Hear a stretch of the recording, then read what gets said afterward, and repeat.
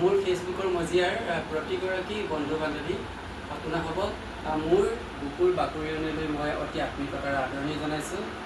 আজি এই অভাজনৰ উপজাদিন আছিল, জন্মদিন আছিল, আৰু আজিৰ এই জন্মদিনটোত আপোনাক যিসকল বন্ধু বান্ধৱীয়ে বিভিন্ন ধৰণৰ লাইক কমেণ্ট বা সুন্দৰ মন্তব্যৰে মোক সঁহাৰি জনাইছে, আপোনাক সকলোকে মই বিশেষভাৱে কৃতজ্ঞতা জ্ঞাপন কৰিছোঁ।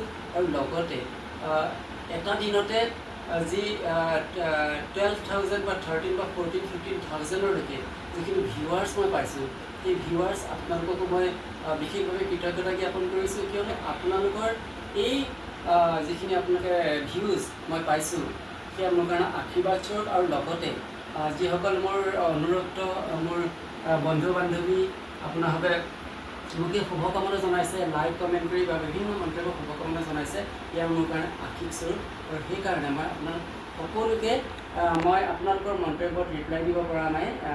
বহুসংখ্যকে ধৰক মন্তব্য প্ৰদান কৰিছে, ইমানখিনি ৰিপ্লাই দিবলৈ মোৰ অসুবিধা হৈছে। মই পাছৰ পৰা আপোনালোক প্ৰত্যেকজনকে মই ৰিপ্লাই মই দি যাম, মন্তব্য দি যাম, কিয়নো মন্তব্য নিদিয়াকৈ মই থাকিব নোৱাৰোঁ। আৰু আপোনালোকে যে এনেধৰণে মোক সঁহাৰি জনাইছে, তাৰ বাবে মই পুনৰবাৰ আপোনালোকক কৃতজ্ঞতা জ্ঞাপন কৰিছোঁ। আৰু এই সুবাদতে প্ৰতিগৰাকী মন্তব্যদাতা, লাইক কমেণ্ট বা যিয়ে নহওক, ভিউৱাৰ্ছ নন ভিউৱাৰ্ছ প্ৰত্যেকগৰাকীকে মই বিশেষভাৱে কৃতজ্ঞতা জ্ঞাপন কৰিছোঁ মোক এইখন আশীষ প্ৰদান কৰাৰ বাবে। কিয়নো মই আপোনালোকক আগতেও কৈছোঁ, আকৌ কওঁ, মই আপোনালোকৰ চিৰ অনুগত, কিয়নো আপোনালোক মোৰ চিৰ অনুগত।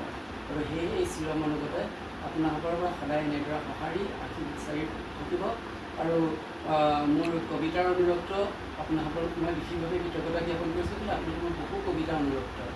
আৰু সকলোকে একান্তৰত মোৰ উপজাতিটোৰ পৰা আপোনাক সকলোকে কৃতজ্ঞতা, অভিনন্দন আৰু চেনেহ, সেৱা সকলোখিনি যাচি মোৰ এই অভিব্যক্তি মই ইয়াতে